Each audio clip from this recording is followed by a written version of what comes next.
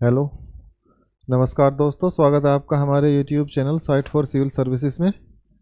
Polity की class आगे बढ़ाते हुए इसको आज हम अनुच्छेद 15 के बारे में पढ़ेंगे। कल हमने अनुच्छेद 14 के बारे में पढ़ा था। इसी तरह हम धीरे धीरे एक एक अनुच्छेद को पढ़ते हुए चलेंगे। मेरा प्लान ये है कि मैं आपको अनुच्छेद टू अनुच्छेद पढ़ाता हुआ चलूँ, यानी कि आर्टिकल टू आर्टिकल। जहाँ पे जो छोटे अनुच्छेद है जिनमें समझाने के लिए बहुत ज़्यादा वाइड चीज़ें नहीं हैं, वहाँ पे दो दो अनुच्छेद तीन तीन अनुच्छेद एक साथ लेके चलूँगा। और मैं कोशिश करता हूँ कि कम से कम मौलिक अधिकार और नीति निर्देशक तत्वों को तो कम से कम आर्टिकल टू आर्टिकल ही पढ़ाऊँ, ठीक है। उसके बाद फिर हम संस्थानों के रूप में पढ़ेंगे चीज़ों को, जो आपका पब्लिक एडमिनिस्ट्रेशन का पार्ट भी है और पॉलिटी का भी पार्ट है, ठीक है। तो चलते हैं, अनुच्छेद 15 के बारे में पढ़ेंगे कि अनुच्छेद 15 क्या है। आपने देखा अनुच्छेद 14 समता का अधिकार था, जिसमें लिखा था सीधा सीधा समानता का अधिकार या समता का अधिकार। तो देखिए इसमें जो अनुच्छेद 14 में, जो आर्टिकल 14 में दो चीजें दी गई है। एक क्या है? विधि के समक्ष समता, विधि के समक्ष समता, और दूसरा क्या है? विधियों का समान संरक्षण, या भी कह सकते हैं इसे विधियों का समान संरक्षण। तो कल हमने इन दोनों के बारे में पढ़ा कि विधि के समक्ष समता यानी कि और विधियों का समान संरक्षण किसे कहते हैं, ठीक है। इसे कहते हैं, ये जो ये लिखा हुआ है इसे कहते हैं इक्वलिटी बिफोर लॉ, और इसे कहते हैं equal protection of law. Equality before law का मतलब है विधि के सामने सब बराबर हैं, विधि से ऊपर कोई नहीं है। और इक्वल प्रोटेक्शन का मतलब है विधि सबको समान रूप से संरक्षित करेगी। भारत के प्रत्येक नागरिक को, जो चाहे कश्मीर में रहता हो, चाहे केरल में, चाहे गुजरात राजस्थान में रहता हो, चाहे फिर रहता हो मणिपुर में या नागालैंड में, सभी लोगों के लिए, सभी के लिए उनकी परिस्थितियों के आधार पर न्याय होगा।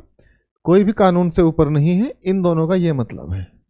अनुच्छेद 14 में इसके अधिकार को या समानता के अधिकार को समझाया गया है, और अनुच्छेद 15 में इस अधिकार को कैसे लागू करेंगे, कहाँ कहाँ पे ये लागू होगा उसके बारे में बताया गया है। यही बात अनुच्छेद 16 में भी बताई गई है, ठीक है। तो अनुच्छेद 16 अनुच्छेद 15 से थोड़ा सा अलग है, तो इसे समझते हैं। पहले अनुच्छेद 15 समझेंगे, फिर उसके साथ हम अनुच्छेद 16 को नेक्स्ट क्लास में पढ़ेंगे, ठीक है।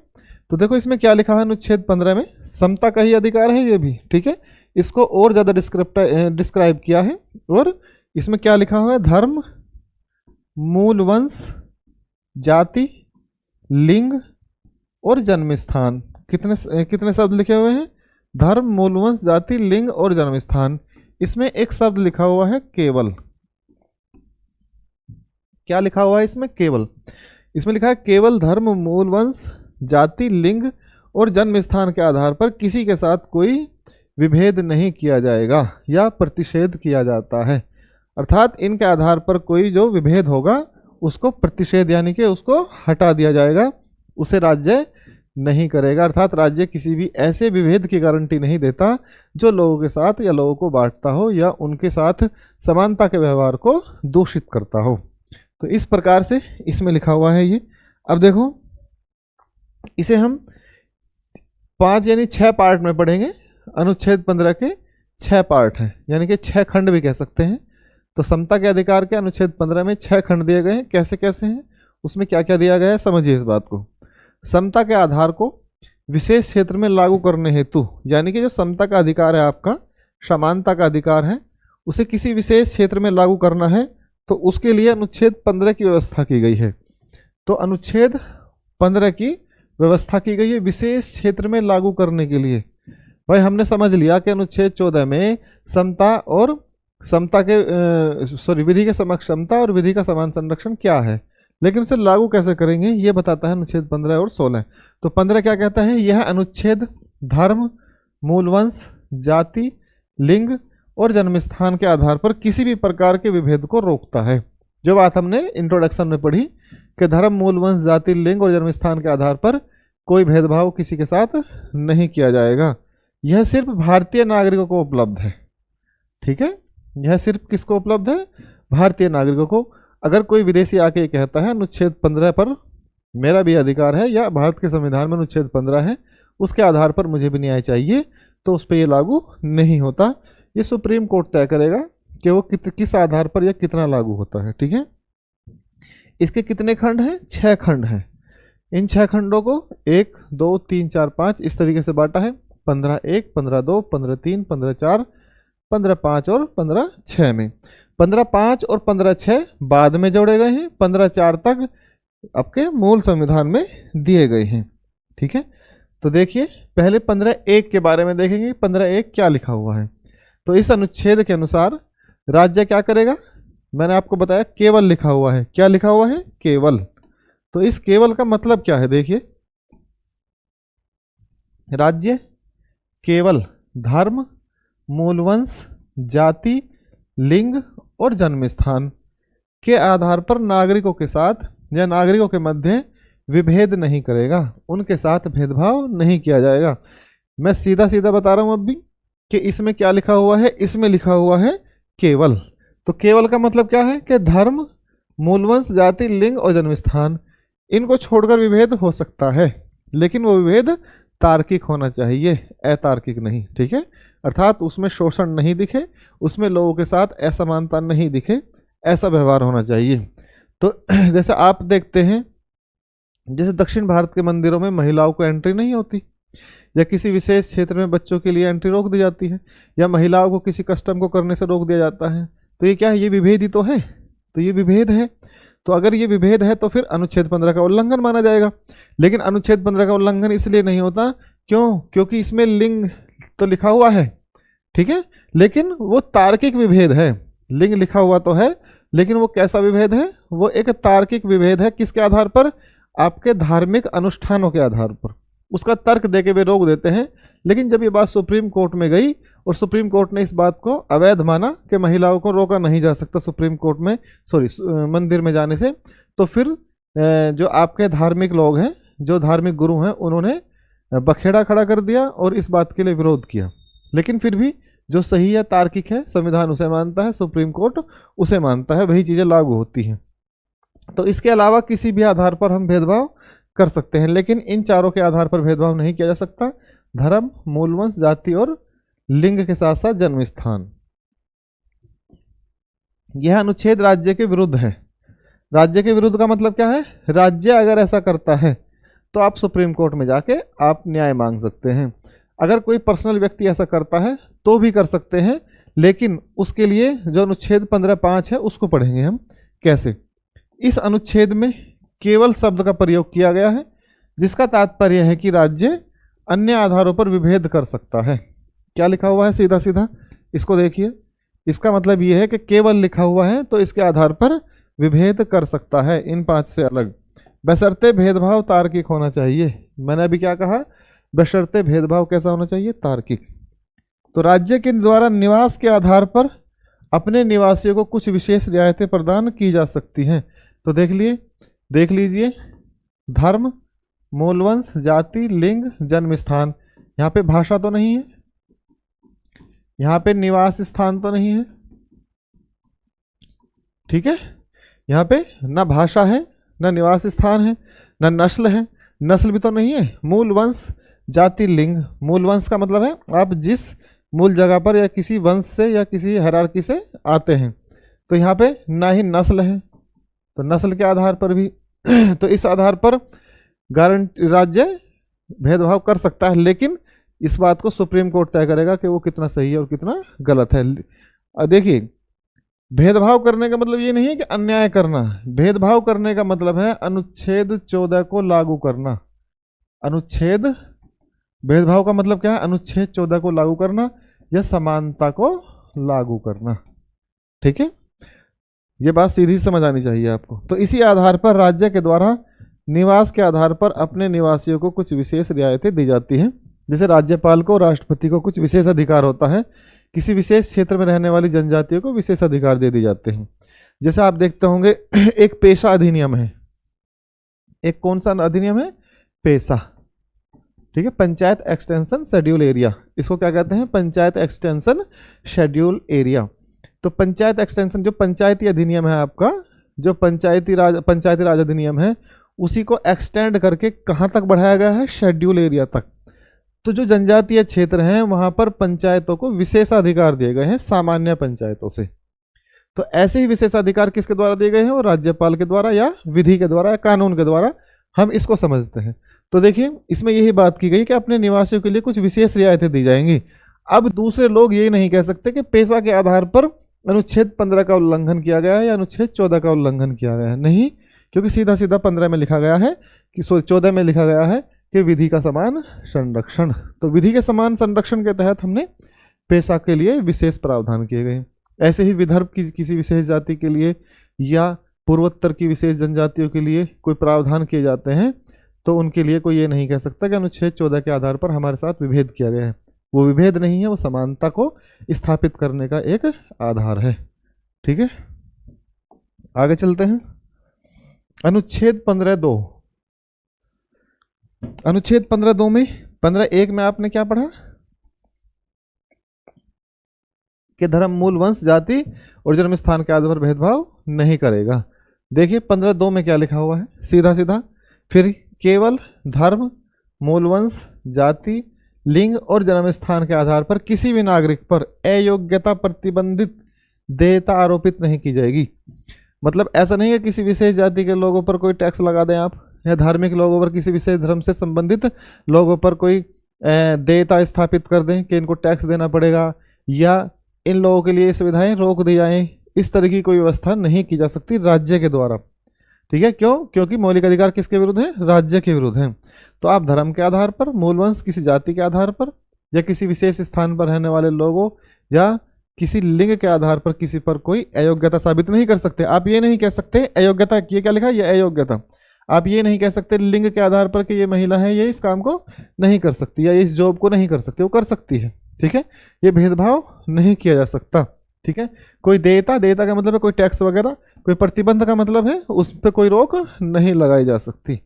तो इस प्रकार की देयता, कोई प्रतिबंध या अयोग्यता साबित नहीं कर सकते। किसके आधार पर? धर्म, मूल, वंश, जाति, लिंग और जन्म स्थान के आधार पर। ठीक है, भाषा के आधार पर हो सकता है। कैसे हो सकता है? जैसे मान लिया मैं हिंदी भाषी हूँ, हिंदी जानता हूँ, लेकिन मैं असम में किसी असमीज भाषा के आधार पर जॉब करने जाऊँ, मुझे असमीज आती नहीं है, तो वे मुझे रोक सकते हैं। क्यों? क्योंकि आपको असमीज नहीं आती। तो फिर मैं ये नहीं कह सकता कि अनुच्छेद 15 का उल्लंघन है या अनुच्छेद 14 का उल्लंघन है। ठीक है, क्योंकि उसमें भाषा का स्थान नहीं है। ठीक, और वो तार्किक भी है। जब काम ही असमीज भाषा का है या किसी विशेष भाषा का है, तो उसे ना जानने वाले व्यक्ति को कैसे जॉब दी जा सकती है? ठीक है, तो जो निम्नलिखित के लिए है, कैसे? दुकानों पर, धर्म के लिए, यानी कि धर्म के आधार पर किसी को दुकान में एंट्री करने से नहीं रोका जा सकता। सार्वजनिक भोजनालयों में, सार्वजनिक भोजनालय का मतलब है जो राज्य के द्वारा स्थापित है, कोई जो राज्य के द्वारा, मान लिया जैसे रसोई योजना, अन्न रसोई योजना चलती थी केरल में, तमिलनाडु में दिल्ली में इस तरीके की योजनाएं चलाई गई थी कि कोई कोरोना में कि कोई भूखा ना सोए। तो उन सार्वजनिक इस भोजनालयों पर किसी को धर्म के आधार पर, मूल, वंश, जाति, लिंग और जन्म स्थान के आधार पर नहीं रोका जा सकता। होटलों में जाने से किसी को नहीं रोका जा सकता कि फला जाति का है, फला धर्म का है। क्यों? अनुच्छेद 15 का उल्लंघन माना जाएगा। और सार्वजनिक मनोरंजन के स्थानों पर, यानी कि राज्य कोई ऐसी व्यवस्था करता है जैसे नगर पालिकाएं क्या सर्कस वगैरह भरती हैं, तो वहाँ पर भी किसी को धर्म, जाति, लिंग के आधार पर रोका नहीं जा सकता। तो ऐसे कुएं, तालाब, स्नान घाट, सड़क, सार्वजनिक रिसोर्ट पर विभेद नहीं किया जाएगा जो पूर्णतः या अंशतः राज्य वित्त द्वारा संचालित है अथवा सार्वजनिक उद्देश्यों के लिए निर्मित है। जैसे मान लिया कुएं होते थे पहले, भाई पानी पीने के लिए हैंडपंप और ट्यूबवेल तो अब लगी हैं। इतनी तकनीकी नहीं थी तो कुएं खोद के पानी पिया जाता था। एक ही गांव में कुआं होता था या किसी एक विशेष क्षेत्र में ही ऐसे तालाब होते थे, सबके सार्वजनिक यूज के लिए थे वो। तो सरकारों ने जो कुएं खुदवाए हैं या सरकारों ने जो तालाब खुदवाए थे लोगों के सार्वजनिक यूज के लिए, वहाँ पर कुछ विशेष तथाकथित जातियाँ या विशेष संप्रदाय के लोग किसी दूसरे संप्रदाय के लोगों को या जाति के लोगों को रोक दिया करते थे उन संसाधनों का उपयोग करने से, कि हाँ आप इस कुएं से पानी नहीं भर सकते, आप इस तालाब में नहा नहीं सकते। तो उससे क्या होता है? जीवन के अधिकार का उल्लंघन हो जाता है। अनुच्छेद 21 डायरेक्ट उससे इफेक्ट होता था, जो आज का अनुच्छेद 21 है वो डायरेक्ट इफेक्ट था। तो ऐसे कोई राज्य के द्वारा जब कोई सार्वजनिक तालाब है, कुएं हैं, उन पे नहीं रोका जाएगा किसी विशेष के आधार पर। किसके आधार पर? न जाति के आधार पर, न धर्म के आधार पर, न लिंग के आधार पर, न मूलवंश के आधार पर। ठीक है, इस प्रकार से भाई ये चीज़ें क्यों बनाई गई हैं? क्योंकि भारत में ऐसी घटनाएं घटित होती रही हैं और पहले से ही व्यवस्था थी कि किसी विशेष जाति के द्वारा किसी विशेष संप्रदाय और जाति को शोषित रखा गया है बहुत लंबे समय तक। भाई किसी कानून की क्यों जरूरत पड़ती है? क्योंकि वो ऐसी व्यवस्था बनी हुई है। जैसे इंटरनेट नहीं होता तो इंटरनेट से संबंधित कोई कानून भी नहीं बनता। जैसे रोबोटिक्स नहीं होता तो रोबोटिक्स और आर्टिफिशियल इंटेलिजेंस से संबंधित कोई कानून भी नहीं बनता। अपराध नहीं होते तो अपराधों से संबंधित कोई कानून भी नहीं बनता। तो ऐसी व्यवस्थाएं थी। समाज का ऐसा ढांचा था कि किन्हीं लोगों को विशेष अधिकार दिए गए थे, किन्हीं के पास कोई अधिकार नहीं थे। तो शोषित और शोषणकर्ता दोनों ही एक साथ रहते थे। लेकिन जब देश आज़ाद हुआ तो लोकतंत्र स्थापित हुआ और सबको समान अधिकार दिए गए। अनुच्छेद 14 बना और 15 के आधार पर इन चीज़ों को समाप्त किया गया। ठीक है, तो ये बात कही गई है। आगे देखिए, अनुच्छेद 15(3) क्या कहता है? यह अनुच्छेद राज्य को विभेद की अनुमति देता है। विभेद का मतलब क्या है? अब ये विभेद का मतलब ऐसा नहीं कि राज्य किसी के साथ भेदभाव करेगा। विभेद का मतलब एक तार्किक विभेद, जो विधि का समान संरक्षण हमने 14 में पढ़ा है, उसको यहाँ पे डिफाइन किया गया है। अनुच्छेद राज्य को विभेद की अनुमति देता है। कैसे? यह अनुच्छेद राज्य यानी कि यह अनुच्छेद क्या करेगा? राज्य को यह अधिकार देगा कि महिलाओं और बच्चों के उत्थान के लिए, किसके लिए? उनके उत्थान के लिए विशेष उपाय कर सकता है। क्या कर सकता है? विशेष उपाय कर सकता है। अब देखिए, अतः राज्य इनके संरक्षण विकास के लिए विशेष सुविधा प्रदान कर सकता है। कैसे? अगर राज्य को लगता है तो राज्य विभेद कर सकता है। किस आधार पर? जैसे मान लिया बच्चों के लिए कोई योजना लेकर आनी है, उनके उत्थान के लिए कोई काम करना है, शिक्षा के लिए कोई काम करना है, किसी विशेष क्षेत्र के जनजाति के लोगों के लिए कोई काम करना है, महिलाओं के लिए कोई कानून लेकर आना है, तो आप ये नहीं कह सकते कि अनुच्छेद 15 का उल्लंघन है। ठीक है, क्यों? क्योंकि राज्य ये तार्किक विभेद के आधार पर न्याय स्थापित करने की कोशिश कर रहा है। यह अनुच्छेद 14 को लागू कर रहा है, ना कि उसका उल्लंघन कर रहा है। ठीक है ना? तो इस प्रकार का विभेद विधि के समक्ष समानता के विरुद्ध नहीं माना जाएगा। तो हम 14 के आधार पर उसे क्लेम नहीं कर सकते। क्यों? क्योंकि राज्य समानता स्थापित करने का काम कर रहा है। ठीक है, जैसे हमारा समाज एक ऑर्थोडॉक्स समाज है। जैसे सिंपल सी बात है, आप इतना समझिए कि महिलाओं को कम अधिकार है, पुरुषों को अधिक अधिकार है। तो महिलाओं को कम अधिकार है, जबकि महिलाओं को भी बराबर अधिकार होना चाहिए पुरुषों के बराबर। तो राज्य अगर कोई ऐसा कानून बनाता है महिलाओं के अधिकार के लिए, तो पुरुष ये नहीं कह सकते कि अनुच्छेद 15 का उल्लंघन है। क्यों? क्योंकि समानता स्थापित की जा रही है, असमान चीजें नहीं है। ठीक है, अब देखिए आगे, महिलाओं की गरिमा का सम्मान। भैया उनके उत्थान की बात करता है 15(3). तो गरिमा का सम्मान कैसे होगा? उसके कुछ आधार हैं। देखिए, जैसे 1997 में उच्चतम न्यायालय के द्वारा विशाखावाद में यौन शोषण को परिभाषित किया गया और इसे रोकने के उपायों का भी उल्लेख किया गया है। तो यौन शोषण क्या होता है, ये सुप्रीम कोर्ट ने बताया। तो ये सुप्रीम कोर्ट ने कैसे बताया कि क्या होता है? उच्चतम न्यायालय ने यौन शोषण को निम्नलिखित रूप में परिभाषित किया। क्या है वो? शारीरिक संपर्क। शारीरिक संपर्क का मतलब क्या है? जैसे कुछ लोग दिमागी रूप से दिवालिया होते हैं, वो क्या करते हैं?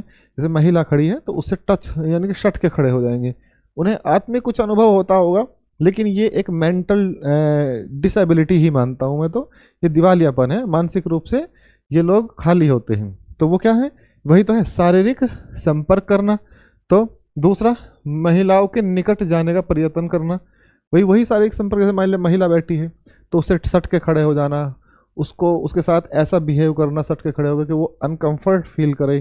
तो ये सब क्या है? ये यौन शोषण के अंतर्गत आते हैं। जहां भी महिला अनकंफर्ट फील करेगी, समझ लेना वो शोषण के अंतर्गत ही आता है। चाहे आप उसे एक टक देख भी रहे हैं घूर के और उसको अनकंफर्ट फील हो रहा है, तो वो भी क्या है? वो भी यौन शोषण में ही रखा जाएगा। तो दूसरा क्या है? यौन सुविधा की मांग और अनुरोध करना। इसका मतलब क्या है कि जब महिला की अनुमति नहीं है या उनकी मर्जी नहीं है, तो आप उससे अनुरोध कर रहे हैं या मांग कर रहे हैं किसी भी आधार पर, लालच देकर या उन्हें जबरन मजबूर किया जा रहा है, तो वो भी क्या है? यौन शोषण है। अश्लील सामग्री दिखाना। अश्लील सामग्री दिखाने का मतलब क्या है? किसी महिला को जबरदस्ती कोई गलत सामग्री दिखाना और उसे यौन क्रिया के लिए उत्तेजित करना उसकी मर्जी के बिना। तो यौन प्रेरित संदेश भेजना यानी कि गाली गलौच भेजना या कुछ ऐसे संदेश भेजना जो अनकंफर्ट फील कराए सामने वालों को, ठीक है, तो ये सब क्या आ जाएगा, ये यौन शोषण के अंतर्गत आता है। ये सुप्रीम कोर्ट ने तय किया है, ठीक है। और अगर ऐसे कोई करता हुआ पाया जाता है तो उस पर अनुच्छेद 15 का उल्लंघन मानकर कार्रवाई की जा सकती है, ठीक है। इसके अलावा अस्वीकृत शारीरिक शाब्दिक यौन प्रकृति के व्यवहार यानी कि जिन्हें महिलाएं स्वीकार नहीं करती हों ऐसा कोई व्यवहार किया जाए किसी के द्वारा, तो वो किस में आएगा, वो सीधा सीधा अनुच्छेद 15 का उल्लंघन माना जाएगा, ठीक है। तो ये महिलाओं की गरिमा के सम्मान के लिए सुप्रीम कोर्ट ने तय किया है। यही अनुच्छेद 15 में बात दी गई है, ठीक है। अब इसे रोकने के क्या उपाय हैं, देखिए रोकने के उपायों में क्या बात रखी गई। उच्चतम न्यायालय के अनुसार किसी भी संस्थान के मालिक का यह उत्तरदायित्व होगा कि वहां यौन शोषण प्रतिबंधित करेगा और कार्यस्थल पर यौन शोषण के लिए संस्था का मालिक उत्तरदायी होगा। अगर कोई महिला किसी संस्था में काम करती है, मान लिया कोई महिला है वो ए नाम की कंपनी में काम करती है, तो ए नाम की कंपनी का ओनर इस बात के लिए जिम्मेदार होगा कि उस महिला के साथ कोई अभद्र व्यवहार होता है या यौन शोषण के अंतर्गत आने वाला कोई व्यवहार होता है या अनुच्छेद 15 का उल्लंघन होता है। ये किसका उत्तरदायित्व है, ये सीधा सीधा लिखा है कार्यस्थल पर यौन शोषण के लिए संस्था का मालिक उत्तरदायित्व होगा, ठीक है। दूसरा, उच्चतम न्यायालय के अनुसार यौन शोषण जीवन के अधिकार का उल्लंघन है। तो यौन शोषण को किस में शामिल किया गया है, सुप्रीम कोर्ट ने क्या कहा है कि ये किसका उल्लंघन है, अनुच्छेद 21 का सीधा सीधा उल्लंघन है। तो आपको याद रखना है अनुच्छेद 21 का उल्लंघन, ठीक है, क्योंकि जीवन के अधिकार का आशय गरिमामय जीवन का अधिकार है। क्यों, क्योंकि जीवन का जो अधिकार है उसमें गरिमामय यानी कि गरिमापूर्ण डिग्निटी, लाइफ ऑफ डिग्निटी यानी कि डिग्निटी पूर्ण जीवन भी होता है। तो न्यायपालिका के द्वारा यह निर्देशित किया गया है कि कार्यस्थलों पर यौन शोषण को परिभाषित और इसको प्रतिबंधित करने के उपायों का प्रचार प्रसार किया जाएगा। अर्थात वहाँ पर पोस्टर भी लगाने होंगे, ये बात तय करनी होगी। जैसे आपने देखा होगा कि किसी टैक्सी ड्राइवर की जो कार होती है उसके पीछे लिखा होता है महिलाओं का सम्मान, या इस तरीके का कोई टैग लाइन लिखा होती है। ये क्या है, एक जिम्मेदारी पूर्ण व्यवहार है, ठीक है। हम इस बात को पहले तय करते हैं, सीधा सीधा तो लिखा हुआ है कि उनके उपायों का प्रचार और प्रसार किया जाएगा। तो ये प्रचार प्रसार इसी को कहते हैं, ठीक है। जब सामने से कंफर्टनेस फील होने लगे तो समझ जाना आप एक सही एनवायरनमेंट क्रिएट कर रहे हैं, ठीक। तो यही महिलाओं की गरिमा और उनके सम्मान से जुड़ी हुई बातें हैं। सरकारी संस्थान अथवा सार्वजनिक क्षेत्र में यौन शोषण प्रतिबंधित होगा। सरकारी संस्थान का मतलब है किसी सरकारी जगह पर जो महिलाएं जॉब करती हैं, सरकारी नौकरी करती हैं, उनके विरुद्ध दंड का स्पष्ट प्रावधान किया जाएगा, सिंपल बात है। निजी क्षेत्र में भी यौन शोषण को रोकने के लिए उपरोक्त नियम जो ऊपर हमने नियम पढ़े हैं वे पारित किए जाएंगे और कार्यस्थल पर वातावरण महिलाओं के विरुद्ध नहीं होना चाहिए। मतलब ऐसा नहीं है कि एक दो महिलाएं काम कर रही हैं, वहाँ पुरुष काम कर रहे हैं और महिला अनकंफर्ट फील कर रही है, तो ऐसा भी वातावरण नहीं होना चाहिए, ठीक है। जैसे किसी महिला को पुलिस पकड़ के ले जाती है और उसको पुलिस के लॉकअप में बंद करती है, तो सिंपल सी बात है ये उसमें तय किया गया है कि वहाँ पर महिला पुलिस उसे गिरफ्तार करेगी और जब उसे थाने में रखेंगे तो एक महिला पुलिसकर्मी की उपस्थिति में उसको रखा जाएगा। अर्थात उसके यौन शोषण यानी कि अनुच्छेद 21 का और सीधा सीधा जीवन की गरिमा का ख्याल रखा जाएगा, भले ही वो महिला अपराधी क्यों ना हो, ठीक है। अपराधी होना एक अलग बात है, जीवन की गरिमा और क्या यौन शोषण और उससे संबंधित मानवाधिकार के जो अधिकार है वे अलग चीज होती है, ठीक है। अपराधी होने से उनका कोई संबंध नहीं होता, ठीक। इसलिए निजी क्षेत्रों में भी यौन शोषण को रोकने के लिए उपरोक्त नियम पारित किया जाएगा। कार्यस्थल पर वातावरण महिलाओं के विरुद्ध नहीं होना चाहिए, इसलिए सुविधा, स्वास्थ्य और स्वच्छता के अतिरिक्त कार्यस्थल का वातावरण महिलाओं के विरुद्ध नहीं होगा, एक ही बात है, ठीक है। अब देखिए अनुच्छेद 4 क्या कहता है। अनुच्छेद 4 कहता है सामाजिक एवं शैक्षणिक दृष्टि से पिछड़े वर्गों तथा अनुसूचित जातियों और जनजातियों के उत्थान के लिए राज्य विशेष प्रावधान कर सकता है। इसमें सीधी सी बात कही गई है कि सामाजिक और शैक्षणिक, क्या लिखा है, सामाजिक और शैक्षणिक, सामाजिक स्तर पर और शैक्षणिक यानी कि शिक्षा के स्तर पर जो लोग पिछड़े हुए हैं उनमें अनुसूचित जाति और जनजातियों के उत्थान के लिए राज्य विशेष प्रावधान करेगा या कर सकता है। ये किस में लिखा हुआ है, सीधा सीधा अनुच्छेद 5(4) में। तथा राज्य द्वारा किया जाने वाला वह प्रावधान कार्य विधि के समक्ष समानता का उल्लंघन नहीं माना जाएगा। सिंपल, जैसे अनुच्छेद 5(3) में हमने महिलाओं के उत्थान के लिए बात पढ़ी और वो अनुच्छेद 14 का उल्लंघन नहीं मानी जाएगी। ऐसे ही अनुच्छेद 15 में अगर राज्य सामाजिक और शैक्षणिक पिछड़े हुए लोग हैं उनके लिए कोई कार्य करता है तो उसमें भी अनुच्छेद 14 का उल्लंघन नहीं माना जाएगा। चूंकि ये जातियां सदियों से दमित हैं, सामाजिक विकास की दौड़ से दूर है, ठीक है, इनके उत्थान और विकास के लिए आवश्यक संरक्षण प्रदान करना जरूरी हो जाता है। ठीक है, जैसे हमने लोकतंत्र को अपना लिया, 1950 में एक राज्य स्थापित कर दिया, भारत एक राज्य स्थापित हो गया, हमने अपनी सरकार बना ली, अपना प्रशासन बना लिया, अपनी शैक्षणिक व्यवस्थाएं, सामाजिक व्यवस्थाएं पहले से जो स्थापित थी वही बनी रही। भाई हमने सत्ता तो ग्रहण कर ली, लेकिन हमें सामाजिक स्ट्रक्चर को बदलना था। कैसे स्ट्रक्चर को? जो शोषित स्ट्रक्चर था, जिसमें कोई विशेष जाति हजारों वर्षों से शोषित बनी हुई थी, कोई ऐसी विशेष जाति जो हजारों वर्षों से शैक्षणिक स्तर पर दूर थी, यानी कि सामाजिक संसाधनों से दूर बनी हुई थी, तो उनके लिए हमें विशेष प्रावधान करना था। तो वो कौन करेगा? वो राज्य की जिम्मेदारी बनी हुई थी। महिलाओं के साथ शोषण होता आ रहा था, ये राज्य की जिम्मेदारी थी कि अनुच्छेद 15(3) में उसके लिए काम करेगी। फिर 15(4) में ये बात रखी गई कि राज्य उन पिछड़े वर्गों के लिए भी काम करेगा। तो ये समानता का अधिकार ही है, उसको लागू करना ही है एक तरीके से, ना कि उसके साथ विभेद करना या उसका उल्लंघन करना। अर्थात राज्य जब शैक्षणिक वर्ग से पिछड़े हुए लोगों को और सामाजिक वर्ग के रूप से पिछड़े हुए लोगों के लिए कोई काम करता है तो उसे अनुच्छेद 15 का या 14 का उल्लंघन नहीं माना जाएगा। वो एक तरीके का विभेद है, लेकिन वो विभेद किसके लिए है? समानता स्थापित करने के लिए, ठीक है, असमानता स्थापित करने के लिए नहीं है। ठीक, तो इसमें यही बात कही गई है। तो जो आपके लिए आरक्षण की व्यवस्था है अनुच्छेद 15(5) में, वो सीधे सीधे किसके आधार पर है? वो सामाजिक और शैक्षणिक रूप से पिछड़े हुए लोगों के लिए आरक्षण है। तो आरक्षण जो है वो कैसा अधिकार है? वो समानता के अधिकार के आधार पर दिया गया है। वो कैसा न्याय है? वो सामाजिक न्याय है। ठीक है, तो आरक्षण सामाजिक न्याय है। जो लोग कहते थे पहले कि जो लोग गरीब है उसे आरक्षण की जरूरत नहीं, उसे आरक्षण की जरूरत है, जैसे पहले ये बात चलती थी कि गरीब को आरक्षण की जरूरत है, नहीं, गरीब को नहीं, सामाजिक रूप से पिछड़ा हुआ व्यक्ति भले ही वो उच्च पैसा कमा ले, लेकिन उसका जो सम्मान है, उसकी जो डिग्निटी है वो नहीं बन पाती। वो हजारों वर्षों से पिछड़ी हुई जातियों में या पिछड़े हुए लोगों के साथ अपने आप को बना के चल रहे हैं, तो उनके लिए राज्य विशेष प्रावधान करेगा, उनका सम्मान वापिस लेकर आएगा। तो ये सामाजिक अधिकार था, ये आर्थिक अधिकार नहीं था। अब इसको आर्थिक अधिकार भी बना दिया गया। हम 15(6) पढ़ेंगे, उसी में ये आर्थिक अधिकार भी है। ठीक है, अब देखिए अनुच्छेद 15(5) क्या कहता है। यह अनुच्छेद क्या करेगा? 93वें संविधान संशोधन अधिनियम 2006 के द्वारा सम्मिलित किया गया। ऐसा नहीं है कि इससे पहले आरक्षण नहीं था, इसको हमने कानूनी दर्जा कब दिया है? 2006 में। तो 2004 के पश्चात सामाजिक और शैक्षणिक रूप से पिछड़े वर्ग, अनुसूचित जाति, जनजातियों के लिए केंद्रीय शैक्षणिक संस्थानों में आरक्षण की व्यवस्था की। कैसी व्यवस्था की? आरक्षण की।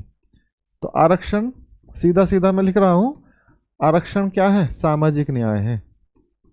आरक्षण क्या है? सामाजिक न्याय है। और यह अनुच्छेद 14 का उल्लंघन बिल्कुल भी नहीं है। ठीक है, तो चाहे वे संस्थाएं राज्य के द्वारा चलती ही हो या नहीं।